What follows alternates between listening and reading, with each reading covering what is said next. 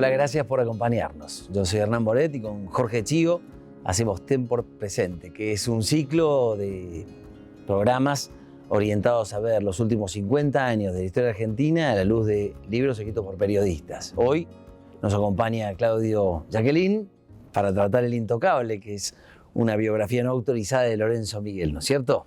Así es, Hernán. ¿Cómo estás, Claudio? ¿Cómo estás? Un placer estar con ustedes. Y vamos a aprovechar para hablar del sindicalismo y de cómo influyó en la Argentina del 70 acá, que vivimos un periodo divertidísimo para los historiadores, aterrador para los empresarios, ¿no?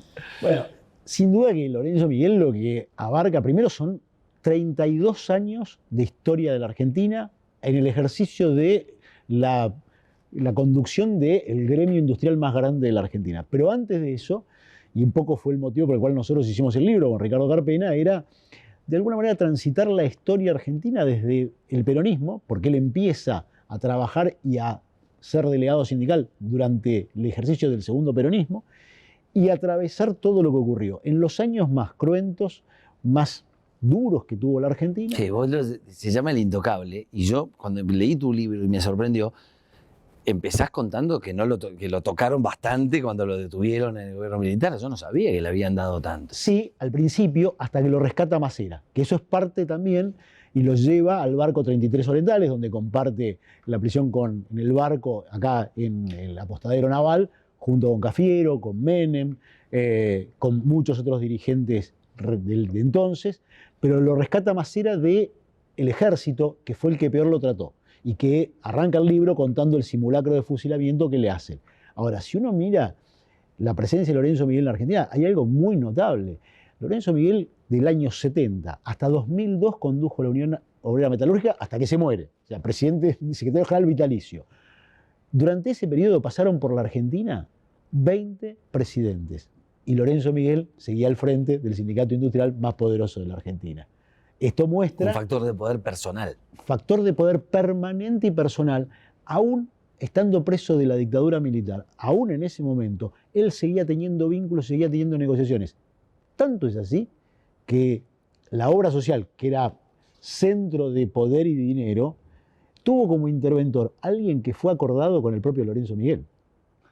Esto muestra ese poder permanente que le permitió sortear a López Rega, a los montoneros, que no se metieron con Lorenzo Miguel, que tuvieron hasta una negociación reservada después del enfrentamiento en Ezeiza con Juan Manuel Abal Medina Padre, que sorteó a López Rega, con quien se había enfrentado y a quien termina expulsando para tener el poder máximo en el año 75, la Unión Obrera Metalúrgica y la CGT oficial, sortea a los militares, sortea el embate de Alfonsín para tratar de democratizar los gremios, sortea el segundo embate de Alfonsín, que es para democratizar las obras sociales y hacer un seguro nacional de salud, y consigue también boicotearlo y evitar que eso ocurra, sortea al menemismo, aunque ya perdiendo poder, y llega hasta el fin del gobierno de la Rúa, primer año del gobierno de Duhalde. Ahí vas a decir algo. Esto demuestra que, y ahí yo digo, ductilidad o poder de cinturear, vamos a utilizar un término político, ¿no? Mira, Jorge, nosotros en el libro decimos algo que es: Lorenzo Miguel encarnó un sindicalismo que como máxima siempre tuvo negociar, negociar y negociar hasta cuando no se puede negociar. O sea, lo peor que le podía pasar a ese sindicalismo que representaba a Lorenzo Miguel era romper. O sea, siempre evitaron las rupturas, porque siempre de cualquier negociación se llevaban algo. Y además porque siempre encontraron del otro lado alguien que estuviera dispuesto a eso. Porque también esto uno lo puede encarnar en una sociedad y en una estructura dirigencial y en una estructura del establishment donde hay otra contraparte dispuesta a negociar. Y esta es la Argentina. Y esta es la Argentina donde, de alguna manera, que charlábamos antes, decíamos, bueno, es una Argentina de movilidad social descendente, donde de todas maneras hay una dirigencia que no ha descendido de sus niveles, sobre todo socioeconómicos, y mucho más el del sindicalismo, que hoy los sindicalistas son aún mucho más ricos que lo que fue este hombre que manejó 30 años este sindicato y manejó el poder gremial, que era de verdad la columna vertebral del peronismo. Y ese poder fue positivo o negativo desde tu punto de vista para la economía y para el país como... A ver, yo creo que en una etapa es un poder que termina de consolidar un proyecto de un país más igualitario y que en algún punto era facilitador de eso, que en algún punto es el dique de contención de algunos proyectos de izquierda revolucionaria y anticapitalistas, que permite de alguna manera que subsista un capitalismo muy ligado al control del Estado, pero que en el final, digo, todo ese proceso atravesado por unas rigideces y unas estructuras que lo que hicieron era privilegiar el privilegio de la dirigencia, estructurar una economía que no tenía capacidad de reciclarse y de moverse, y que, como vemos y como hemos visto en los últimos años, los gremios que más se han adecuado al proceso tecnológico y a la evolución y que han sido mucho más proclives a generar riqueza, han sido los gremios que se han adaptado. O sea, la mayoría de los convenios sindicales hoy en la Argentina todavía tienen puestos descriptos que no existen más. O sea, hay puestos que la tecnología se los llevó puestos, valga la repetición, que no existen más, porque no han tenido la flexibilidad, porque siempre vieron que cualquier avance era una amenaza. Cualquier avance era una amenaza, obviamente, cualquier transformación era una amenaza, cualquier cambio era una amenaza, sin duda lo que termina es haciendo una economía más chiquita, más rígida, con menos capacidad de inventiva, con menos posibilidades de desarrollo, y en cambio cuando vemos gremios, y podemos poner el caso del gremio rival por antonomasia de la Unión Obrera Metalúrgica, que es ESMATA. ESMATA es un gremio que ha ido ayornándose permanentemente. De hecho, su convenio es el convenio, uno de los convenios casi que todos ponemos como ejemplo de capacidad de flexibilización de acuerdo a la tecnología sin perder los beneficios que tienen los trabajadores. Y este me parece que es muy relevante. Lo mismo pasa con la Unión Obrera de la Construcción. En cambio, la Unión Obrera Metalúrgica, que ha perdido casi la mitad de sus trabajadores del momento pico o más, y aún en un país que en 50 años es mucho más grande y tiene mucho más trabajadores, o debería tener, no más trabajadores, debería tener más trabajadores, pero lo que tiene es más gente en condiciones de estar dentro del mercado del trabajo y no está, y este es el otro punto. Lo que vemos es que hoy el 50% de los argentinos no está dentro del mercado formal. Si esto no es un punto que deberíamos poner como el debe de los gremios, y yo creo que estamos viendo equivocadamente. Me parece que este es el problema. Entonces cuando uno dice, fue bueno, y yo creo que tuvo una parte que era positiva, en un momento donde la economía crecía, se desarrollaba, buscaba ser más igualitaria, romper esas brechas sociales que la Argentina tenía, pero después terminaron profundizando esas brechas. Y desde tu punto de vista, ¿cómo identificar, cómo valorás, digamos, que haya una representación de ese otro 50% que son estos movimientos de piqueteros o de trabajadores desocupados? Bueno, este es el punto. Lo que estamos viendo es que estas rigideces de las que hablábamos dejan afuera a toda esta mitad de los argentinos en condiciones de hoy ser parte del mercado laboral formal. Esto lo primero que nos dice es, si el 50% está afuera, lo que hay es una flexibilización de hecho. O sea, acá lo que estamos viendo es que la Argentina, contra lo que los sindicatos reclaman, en función de preservar sus intereses y privilegios, dejaron afuera la mitad de los argentinos. Inexorablemente, esto termina yendo a que haya una representación de esos sectores, que son los movimientos sociales, y que terminan potenciando lo que hoy está en discusión en la Argentina, que es en ese vínculo con el Estado y esos recursos que el Estado pone y que quita a la dinámica productiva de la Argentina. Porque lo que estamos viendo hoy es que el gasto del Estado se ha cuadriplicado en los aportes sociales en los últimos 20 años para ser un Estado que es más grande, un país que solo decrece, un país cuya economía se hace cada vez más chica y que hace 11 años que no crea empleo formal en el sector privado. Entonces, lo que estamos viendo es que es un país que lo reflejan las encuestas, en el que la sociedad, ¿qué piensa? Que no tiene futuro. Pero no que no tiene futuro hoy quien es encuestado, que es un adulto, que es quizá el peor y el más desalentador de los escenarios. Hoy la sociedad lo que piensa es que no tienen futuro sus hijos. Esto también es parte de responsabilidad de un esquema laboral que nos llevó a este lugar. Entonces preservó el bienestar de una población cada vez más chiquita, de una población que cada vez tiene más distancia con lo que le pasa a una mayoría y que el resto va quedando fuera del sistema. Digamos que vos, entre un modelo y otro, ponderás el que se adaptó a los cambios tecnológicos. ¿Esa es la única diferencia entre un modelo exitoso sindical y uno? Bueno, yo creo que ese es un punto muy importante.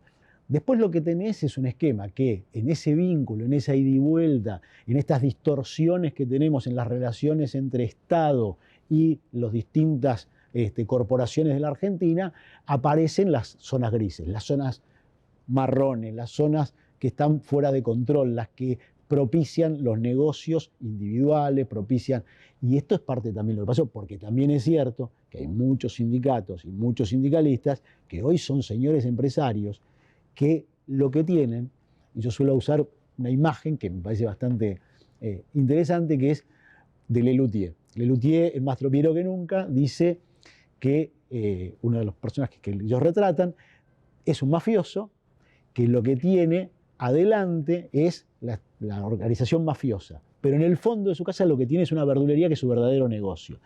En el caso de los sindicatos, en muchos de los casos que hay, lo que tenemos es una organización que está muy mal vista por la sociedad, que son los sindicatos.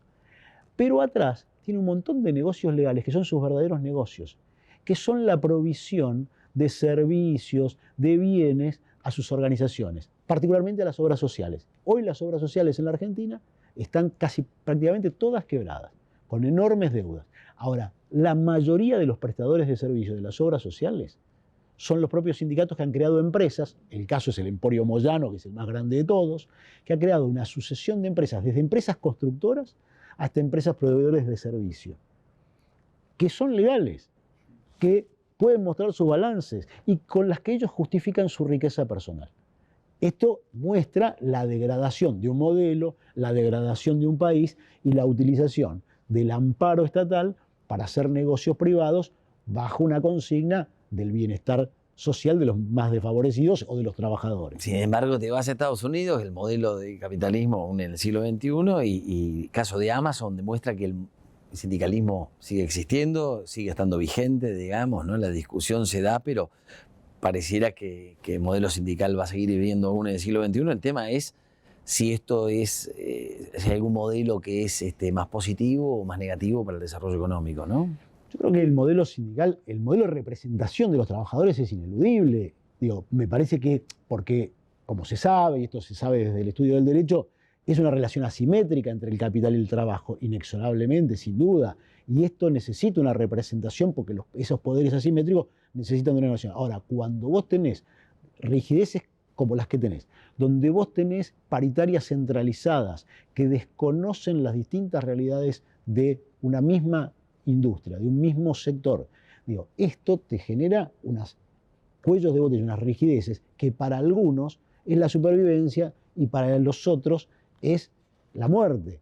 Esto es lo que le pasa a la Argentina, sobre todo con una economía como es la de la Argentina, extremadamente heterogénea, donde hoy, y digo, lo vemos hoy, hay sectores que les va bien y sectores que les va muy mal. Cuando vos tenés paritarias centralizadas, o peor aún, cuando vos tenés hoy gremios que están reclamando salarios por decreto, aumentos salariales por decreto, es decir, universales, sin tener en cuenta las realidades de cada una de las actividades, lo que tenés es una defensa corporativa de un sector que en definitiva representa poco en la Argentina, porque representa menos de la mitad de los trabajadores o de quienes están en condiciones de ser parte del mercado del trabajo. Sí. Y quizás tratábamos con unos dirigentes en el pasado que estaban más formados, ¿no? Había escuelas de formación, en la política también había escuelas partidarias, había en general mayor formación. Quizás estamos frente a una dirigencia que, como en toda la sociedad, digamos, se ha ido deteriorando desde el punto de vista de... Sí, a ver, yo no me animaría a decir que sean menos formados. Lo que sí no tengo duda es que en un país que se achica, y me parece que esto pasa y excede el mundo sindical, pero en el mundo sindical se ve con mucha claridad, en un país que se achica, cada uno trata de preservar lo que tiene y está dispuesto a preservarlo a cualquier costo, a una costa de que se siga achicando esa torta de la que cada vez comen menos, pero de la que comen menos unos pocos que son más ricos. En el caso del sindicalismo, si uno ve hoy, hay muchos casos de la dirigencia sindical, ponía el Clan Moyano, podría poner otros, que manejan enormes recursos, que viven de una manera ostentosa. Tenemos el caso que se conoció hace unos años y que sigue vigente, de Balcedo, que es el dirigente platense de un mínimo sindicato de maestranza de los docentes, que tenía 10 autos de altísima gama, un zoológico privado, una chacra en un cerro, que además se llamaba el Gran Chaparral, digo, parecía una broma de mal gusto. Bueno, esto ocurre. Esto era impensable en los años 70, cuando Lorenzo Miguel empieza a ser el dirigente de la Unión Metalúrgica. Era un escándalo para Lorenzo Miguel, por ejemplo, que José Ignacio Rucci, el líder de la CGT que los mató montoneros, tuviera una Chevy Coupé bastante ostentosa por los colores. Hoy hay sindicalistas que viven en countries costosísimos, que tienen estancias gigantescas y que se pasean en autos que valen $100.000. Si uno mira, bueno, lo que tenemos es esto, un país de movilidad social descendente, pero con dirigentes que les ha ido demasiado bien. Ahora, Claudio, digo esto, ¿no? Relacionado con lo que estás comentando, ¿Lorenzo Miguel marcó el camino, creó cultura? O sea, todo tiene un porqué. Digo, ¿es el porqué de hoy? Creó una cultura de negociación, creó una cultura que mucho tiene que ver con la rigidez y la indisposición a cambiar acorde con los tiempos. Creó una cultura de generar negocios paralelos a los sindicatos. Él crea una industria que es la de los seguros de sepelio, que obliga prácticamente a sus afiliados a aportar una parte de sus bienes, que en un momento llegó a significar, en el momento del 1 a 1, llegó a significar un ingreso para ese instituto, que era parte de la organización que tenía un dueño, para decirlo de alguna manera, aunque era una cooperativa, que se llamaba Julio Raele, que manejaba facturaba aproximadamente $2 millones mensuales, sacados de los salarios de los trabajadores.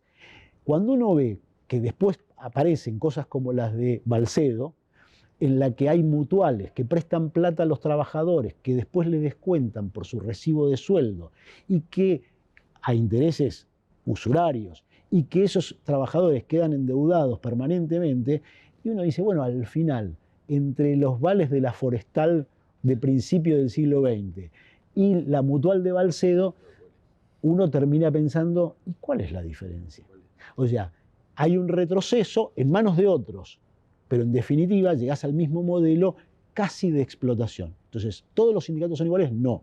Es cierto que hay un modelo que nació de esta manera y que fue creando negocios colaterales que hoy han llegado a ser emporios, decididamente. Pero claramente una forma de negociar, una forma de relacionarse con el poder, el nivel de vínculo con el poder de Lorenzo Miguel, hoy podríamos extrapolarlo. Y de hecho fue el gran guía de Luis Barrionuevo, que es el sindicalista que hereda el poder en el menemismo. Crean un espacio igual. De hecho, en el lugar donde se reunía Lorenzo Miguel con empresarios, con funcionarios políticos, con dirigentes políticos, era en un quincho que quedaba en la calle Viamonte, que era de Julio Raele, y ahí hacían todas las negociaciones que había que hacer. El caso de Luis Barrionuevo es exactamente igual. Él empieza a hacer sus negocios con alguien que tiene un seguro de sepelio que se llamaba Julio Comparada, que fue presidente de Independiente, que tenía un quincho en la calle Riobamba, a 1,5 cuadras del Congreso, donde se reunía con los empresarios, con los dirigentes políticos, con jueces. De hecho, Lorenzo Miguel pone un juez en la Corte Suprema de Justicia de Alfonsín, que es Julio Petracchi. Digo, para tener idea de las dimensiones del poder y de los vínculos con el poder. Ahora, ¿habla esto de Lorenzo Miguel y del sindicalismo? Habla de la dirigencia argentina. Claro, tal cual. Digo, seguro. Toda la dirigencia argentina ha sido parte de esta construcción, de este club del poder, donde todos en algún punto tenían algún beneficio. Menos una sociedad y una economía que se hizo cada vez más chica y que hoy pagamos las consecuencias. Claro, después hablamos del doble discurso, como que es actual. Y yo digo, siempre está todo inventado. O sea, fíjate vos, ¿no? Si le querés llamar, entre comillas, doble discurso. O sea, un doble comportamiento. Vamos a llamarle de este modo. Sin duda. O sea, fíjate vos, ¿no? Sí, quien debería representar los intereses de los trabajadores, quien debería representar el crecimiento económico para que el país siga siendo un país inclusivo, para que siga siendo un país igualitario, para que siga siendo, obviamente que no es achacable exclusivamente a la corporación sindical esto, sin duda que no. Ahora, que ha sido parte de esto, no es imposible desconocerlo. Y cuando vemos hoy que la discusión está dada en que los movimientos sociales se llevan parte de los recursos, que los dirigentes de los movimientos sociales se llevan parte de la representación popular y que eso es lo que hoy está amenazando a la política, bueno, esto es producto también de esto. O sea, no ha pasado en vano. Entonces, cuando vemos esto, cuando vemos que el sindicalismo se prestó a un modelo de destrucción de empleo, como es el que ocurre en los 90, sin tener a cambio una red de reconversión social y sin proponerlo, solo oponiéndose o solo siendo cómplice. Ya, eran dos opciones. Bueno, tenemos esto. Y los dos sectores lo sufren, Claudio. O sea, el empleado, el que depende, Absolutamente. y el empresario, vamos a hablar, dirían empleadores y empleados, lo sufren los dos polos. Lo sufren los dos, tenés un costo laboral altísimo y no hablamos de una parte que está estrictamente ligada con esto y que también es parte de esa cultura que se creó hace muchos años y que la Unión Obrera Metalúrgica con Lorenzo Miguel construyó un paradigma que es el de los juicios laborales y el de los vínculos del sindicalismo con los estudios jurídicos que hacen juicios laborales. Porque uno de los problemas de la Argentina no son solo los costos laborales que uno mira por los aportes que tiene que hacer, sino la contingencia. Uno de los problemas más grandes que tiene la Argentina es la contingencia. Y la contingencia es parte de este modelo en el que lo reconoció el propio Luis Barrionuevo en los 90, que él se llevaba una parte de lo que ganaban los abogados en los juicios laborales. Cuando uno termina viendo esto, decís, bueno, acá tenés un problema muy grave, porque el costo laboral, que ya es alto en la Argentina comparados con otros países, a eso le tenés que agregar el costo de la contingencia. Y el costo de la contingencia es parte de un negocio del que son socios también los estudios jurídicos junto con los sindicatos. Sí, que podría decirse que de alguna manera acelera el proceso de transformación, ¿no? Porque decir, todo el proceso de transformación laboral lo produjeron, como dijiste vos, expulsando mano de obra. La gente no toma más en la medida que puede. Hoy, por eso traía el tema de la contingencia, porque hoy, antes que tomar un trabajador, digo, y solo veamos el caso de alguien que ha sido un gran propagandista del kirchnerismo, como Brancatelli, que cuando le tocó pasar al rol de empresario dijo, no sé qué hacer porque tomo un trabajador y después me hace un juicio. Digo, esto es lo que parte también de esta rigidez. Ahora, no es una rigidez que sea neutra, es una rigidez que tiene intereses y que tiene beneficiarios. Digo, cuando uno mira que el representante máximo de los abogados laboralistas se llama Héctor Recalde, y Héctor Recalde es prácticamente quien ha manejado las designaciones de los jueces laborales en la Argentina, bueno, podemos entender también cómo se ha estructurado esta organización. Pero a su vez, cuando miramos ese vínculo con los abogados, fijémonos una cosa, el apoderado histórico del Partido Justicialista de la Argentina se llamaba Torcuato Fino, que era el abogado de Lorenzo Miguel. Es decir, esas estructuras manejaban el poder político, manejaban el poder judicial, manejaban el poder sindical y manejaban la relación con los empresarios y con las empresas. Todo esto sin entrar en el detalle de que las medidas de fuerza tienen costo. No tienen costo por improductividad, es decir, todo esto modelo estructural, pero la metodología del paro también tiene costo. Bueno, parte de una estructura que está muy ligada no solo a las necesidades de los trabajadores y a las vicisitudes de la economía, que sí lo están, pero sí muchas veces que están vinculadas con las necesidades de la política. Porque este es el otro problema. Un sindicalismo cuya adscripción política al peronismo lo ha hecho ser parte de medidas de fuerza, de acciones que muchas veces estaban más vinculadas con preservar el poder del peronismo que de resolver los problemas de los trabajadores. Es cierto que el peronismo ha sido, y eso se entiende en ese entramado tan complejo, y en el libro lo hemos recorrido y lo hemos visto con mucha claridad, que el sindicalismo ha sido quien mantuvo vivo al peronismo durante los 18 años de proscripción de Perón. No solo porque era la representación de los trabajadores y su vínculo con el peronismo, sino también porque era una fuente de sostén económica del peronismo y del propio Perón en el exilio. En estos 2 minutos que faltan, Claudio, quiero volver al principio. Al principio creo que tuviste una frase que sintetiza este material, el libro. El vínculo Masera con... O sea, yo creo que sintetiza, ¿no?, lo que es, o lo que comenzó a ser nuestra cultura, vamos a llamarle, que a partir de ahí fue, con Lorenzo Miguel, ¿no?, para ser puntual. Mirá, el vínculo con Masera y el vínculo con Onganía Es muy fuerte, representan ¿no? Como este imagen. entramado del poder y esa necesidad del poder político de apalancarse en los gremios para poder tener sustentabilidad política. Necesidad. Exactamente. Ahí está. Y todos fueron parte. Masera tenía un proyecto político, Masera era parte de la represión que costó la vida de miles y decenas de miles de argentinos, y a su vez negociaba con el sindicalismo para tener una estructura política que le permitiera pensar en un proyecto político. Onganía, con la Revolución Argentina, le da las obras sociales, la 18610, que es la que crea la estructura de obras sociales, también pensando en su supervivencia política. Alfonsín negocia y baja sus banderas de democratización sindical por lo mismo. Menem construye un sindicalismo paralelo encarnado en Barrio Nuevo, como decíamos, para darle sustentabilidad política. La Argentina ha vivido de estos vínculos que generan un entramado mucho más vicioso que virtuoso y que terminan generando esto, donde personajes que parecen imposibles de tener compatibilidad terminan siendo socios, aunque sea coyunturales, de algún proyecto de poder. Bueno, quien quiera profundizar en los detalles de esta historia fascinante que cuenta Claudio con Ricardo Carpena, coautor, puede buscar este libro agotadísimo, pero hay alguna que otra se consigue, algún ejemplar. Algo se consigue todavía. Y te voy a pedir que me lo dediques así. Pero con mucho gusto. Gracias por venir, Claudio. Y gracias a ustedes por acompañarnos. Gracias, muchas gracias.